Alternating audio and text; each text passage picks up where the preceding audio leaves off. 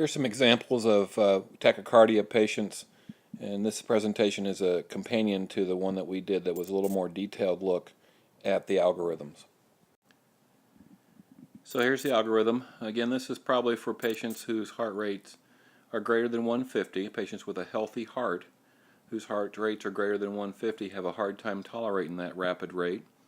Patients who don't have a healthy heart can be in trouble at rates lower than that, 120, 130, 140s. But almost anybody over 150 is going to have some problems because the rate is simply too high. The cardiac output actually drops because the stroke volume is reduced when there's not time for the ventricles to fill. In addition to that, the ventricles are under some stress because of the workload they're being required to do, and they need more oxygen. And yet, if you remember that ventricles perfuse during diastole, during the rest in the cardiac cycle. If diastole is shortened because the rate is so high, then there's hardly time for adequate perfusion. So again, this is a patient whose heart is being asked to work at maximum rate, and yet oxygen supply is reduced. So that's a concern in these patients. We want to do our standard assessment, and then we want to look for the presence of significant symptoms. A lot of these patients will have some symptoms, but severe hypotension, severely altered mental status, shocky, ischemic chest discomfort, or acute heart failure. These are the patients we're going to move rapidly to a fairly dramatic therapy, which may include cardioversion. The energy levels on cardioversion sometimes hard to discern, so we want to clarify that some more. There is a role for adenosine in many of these cases. In some cases, we can use adenosine instead of cardioversion. In other specific cases, adenosine's okay. In other cases, it's not. So we want to clarify that. There's a number of other antiarrhythmics. Procainamide and sotalol are mentioned. We tend to really focus on amiodarone in our system. So we just want to take that tachycardia algorithm presentation, apply some rhythm strips and some scenarios, and try to make this a little bit more clear for you. So now let me take another quick stab at this thing with cardioversion energy levels. And we kind of look at this in terms of whether complexes are regular or irregular, and whether they are wide or narrow. And so the narrow regular complex is going to get synchronized cardioversion at 50 to 100 joules. Whereas the wide regular, 100 joules of synced is still the plan. On narrow and irregular, we're still going to sync, but it's going to require more energy, more of the defibrillation level energy, the 120 to 200. And then the wide irregular is the one that trips a lot of people up, and that is high energy but unsynchronized. So it is essentially a defibrillation. So keep those in mind as best you can. Again, we suggest some sort of memory aid, a cheat sheet, attached to your monitor or attached to you at all times, because this stuff is hard to remember when your patient's in trouble, and it's important that we get it right. So here's a practice scenario. Patient TKG shown at the top. Nice, narrow, regular tachycardia. Rate's probably right at 150, maybe a hair more than that. So the algorithm applies. And there's the algorithm. So if this person is having some significant symptoms, then we're going to move toward cardioversion. Probably adenosine's not going to do us much good in this case, but we can consider it. And with these sinus tacks, probably the cause is related to the rate. And so the causes may be a patient in severe pain, severe anxiety, emotional upset, maybe a fever, maybe they're in shock, and this is a compensation mechanism in an attempt to increase cardiac output. But probably when you get to this rate, the cardiac output is no longer being helped by the increased rate, it's probably being hurt by the increased rate. And so cardioversion might be helpful here. If they're very unstable, that's what we're supposed to try. This wouldn't apply, any of the wide complex stuff wouldn't apply. And then if they're not horribly symptomatic, then we may try some vagal maneuvers, maybe some adenosine. Some beta blockers may be an option in this case. Expert consultation would certainly be indicated. So a fairly straightforward case here with a narrow complex and a regular rhythm. In this case, we also have a nice regular narrow complex, a little bit faster, maybe an atrial flutter, an atrial tach. It doesn't really make a great deal of difference what that is underneath there. It's nice and regular and narrow. And so we try to bring the algorithm up here where we can see it. Again, if they are very symptomatic, then we're going to move rapidly over to cardioversion, or we could try some adenosine. Again, it's provider judgment. For those of you that are in initial class, you don't have much judgment yet, but I can tell you that a lot of us that are rather conservative but not scared would try adenosine first here, that this whole cardioversion thing does carry some risk. Cardioversion will stop their heart, and we are hoping that it will pick back up in a normal way. Of course, adenosine can as well. So my goal with adenosine here is to produce some block in that AV node, because adenosine does chemically put you in heart block, and slow that AV node down, slow the conduction through there to where we can get us back and get our rate under control. The theory being that this patient's symptoms are probably rate related, that their cardiac output has dropped even though their heart rate is very high, because their stroke volume has had to go down. There isn't sufficient filling time of the ventricles to pump. In addition, those ventricles are under significant stress. When they're going this fast, they're essentially on a treadmill, and then we put a bag over their head and shut down their oxygen supply. So what we need to do is get the rate under control. Now, none of this would apply because it's not wide complex. Again, if this patient was not severely symptomatic, we would try some vagal maneuvers, have them bear down to the Valsalva maneuver, and then go to adenosine. 6 and 12, get on the phone if you need that order for that second 12. It's not an ACLS anymore, but it's still something that medical control is going to try a lot of times. And then this might also be one for a beta blocker or a calcium channel blocker, but I wouldn't even want to try those without talking to medical control. So again, your cell phone, a little bit of diesel fuel to transport this patient rapidly, and we can do something for this guy. Adenosine will probably make a difference in this patient, and then if things go horribly wrong, then we would cardiovert again at a relatively low energy level. So this is very similar to the previous case, just a little bit faster and a little bit more interesting EKG strip, but my point is it doesn't really make any difference if that is atrial tach or atrial flutter or whatever. It is normal, it is regular, and it is a narrow complex, and that's how we treat it with the algorithm. Okay, so take a quick look at this strip. First thing that pops out at you is probably the Sawtooth P Wave, so you're saying atrial flutter.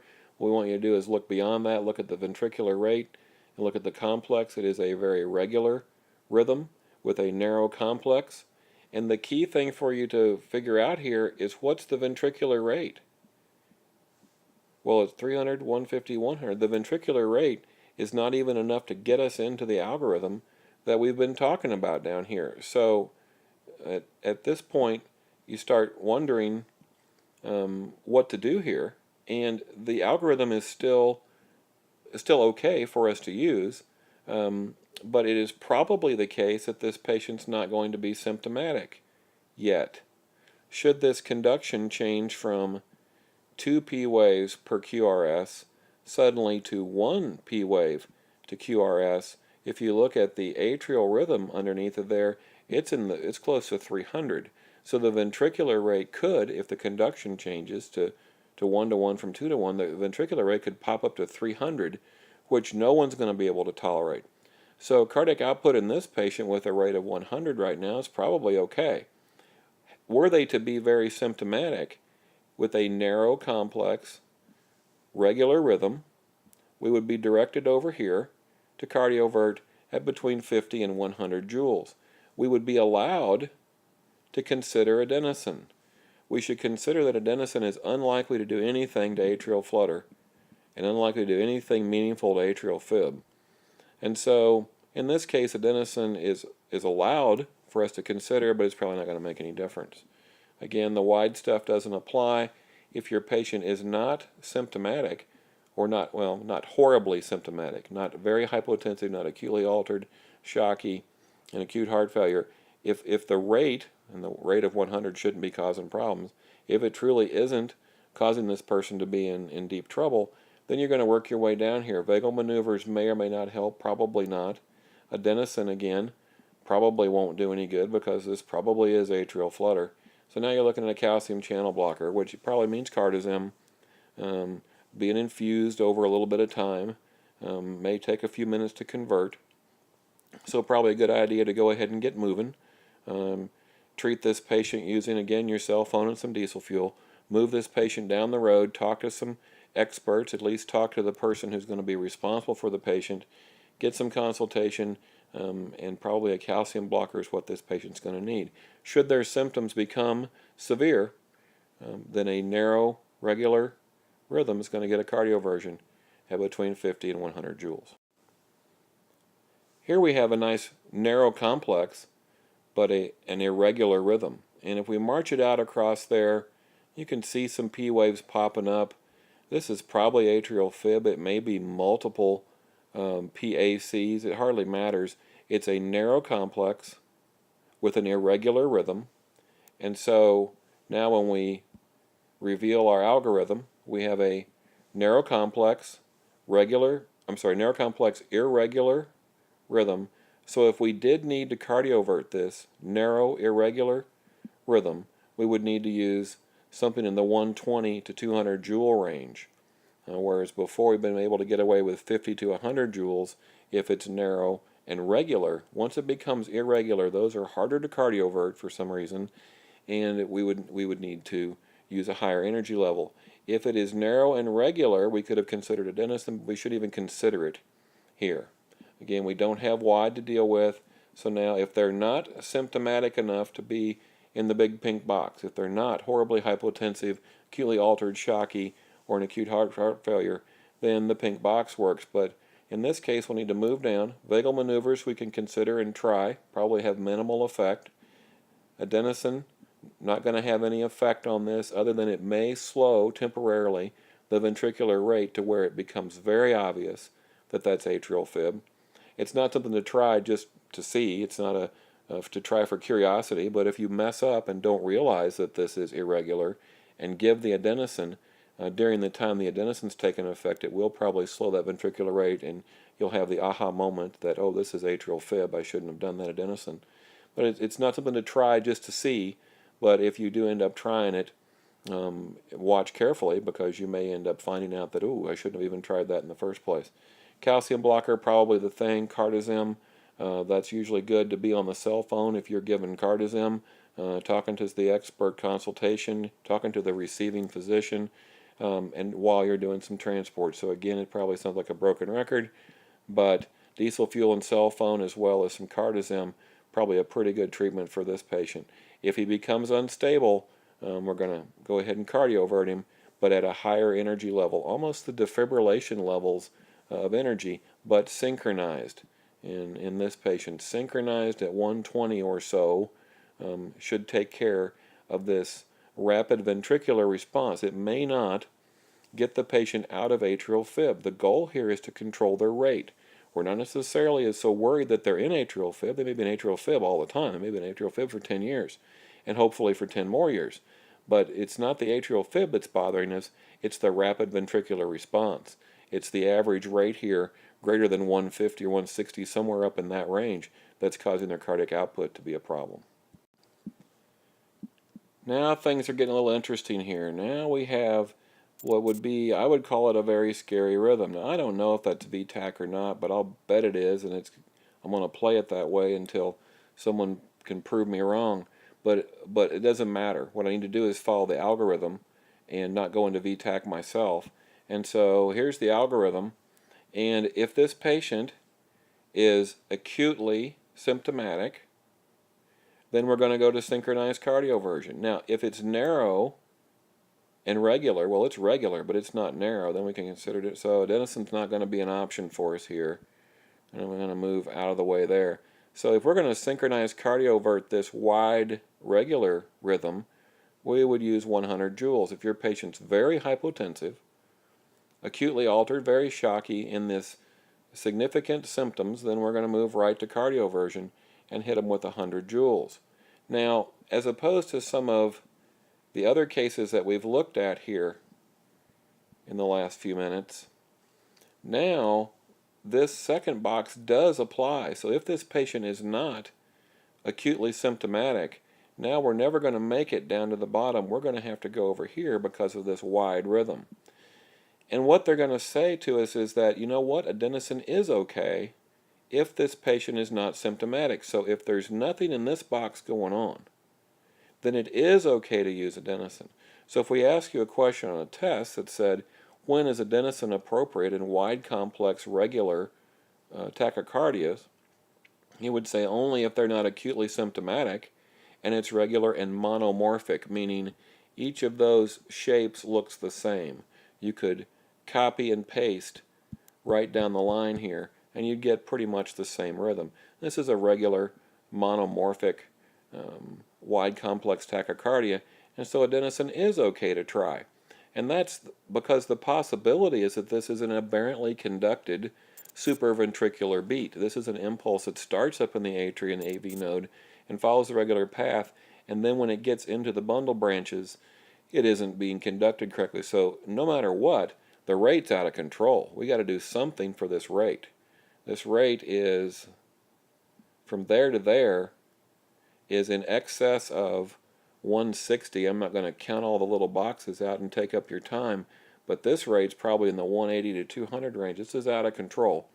Again, it's probably VTAC, but if it's unstable, then we're going to do the wide regular cardioversion at 100. If it's not horribly unstable, have some symptoms, but they're not very acute, then we might try some adenosine, and that would be the dose. Or we could consider antiarrhythmic therapy, which is ACLS speak for any of several things, but amiodarone's what most of us use, at least in our system. And this is not a push. This is 150 over 10 minutes, and so that brings up a side discussion about how to actually give that, what size a drip set, how to mix it, those kind of things. We'll talk about that separately in a different presentation. So you can consider adenosine in this case. You can consider antiarrhythmic therapy, but you know what? It shouldn't even say consider. This should be an automatic get on the phone. And this, again, to kind of beat that into the ground, but again, transport this patient. The ambulance has wheels. It should go round and round. Use diesel fuel to treat most very symptomatic arrhythmias like this, and get on the phone, and get out your amiodarone, and put your electrode pads on and be prepared to cardiovert this patient. All right, last case, the last of the possibles. We've shown you a couple of narrow and regular. Then we showed you a narrow and irregular, the atrial fib. Then we showed you a wide regular, which is probably VTAC. And now we're going to show you this. And again, I don't know what this is. It may be VTAC with some aberrant conduction. It may be Torsades. It may be aberrantly conducted supraventricular. It doesn't make any difference. I'm not going to spend a bunch of time trying to become an EKG expert on this thing. I'm simply going to say that is wide and that is irregular and that is universally a bad thing. And if they are horribly symptomatic, which they probably are, then we're going to head over here to give this 120 to 200 of unsynchronized cardioversion, which is defibrillation. Yes, we are going to defibrillate a person who has a pulse and who may be talking to us in some way, shape, or form. If they happen to not be symptomatic, if for some reason they're walking around with this rhythm and really you put the monitor on and you were as surprised as they were to see that it was something potentially deadly on there, if they're in this wide QRS, then we're going to look for a 12 lead. I would definitely want a 12 lead on this guy because we really need to capture what's going on here. In case we fix it, cardiology would certainly want to know what went on back there. So if we can get a 12 lead right quick, that would be great. I would consider adenosine if this was regular and monomorphic, but it's not either. It's not regular and it's not monomorphic. So antiarrhythmic infusion, again, amio, ACLS also lists procainamide and sotalol. Amio is what we're particularly comfortable with around here, so amio is what we're going to focus on. The dose, as we said in the last case, is going to be 150 over 10 minutes. That's going to require some figuring out what drip set and what rate, and whether you even have that stuff in your first in bag, or if this is definitely a patient to go to the truck with, and consider expert consultation. So as soon as I see this rhythm, I'm going to say a couple of things. Number one, put the defib pads on this patient. Number two, let's get the cart, let's get in the bus, and let's get going. Number three, I'm going to get on my phone and talk to the doc. And find me the amio, because that's really the only thing we're going to be able to try medication-wise. And if this patient has severe symptoms or develops severe symptoms, then we're going to have to go to some fairly dramatic electrical therapy right off the bat. So that was several case studies, again a companion presentation to our more detailed discussion of the algorithm itself, but trying to give you some practical application so you can see where this is going to fit in. We emphasized a few things. We kind of de-emphasized procainamide and sotalol, probably worth having some familiarity with both of those, but particularly procainamide is an interesting delivery problem. The amio, we'll do a separate little quick presentation on what to do with that, and we'll touch on amio. We'll touch on procainamide at the same time.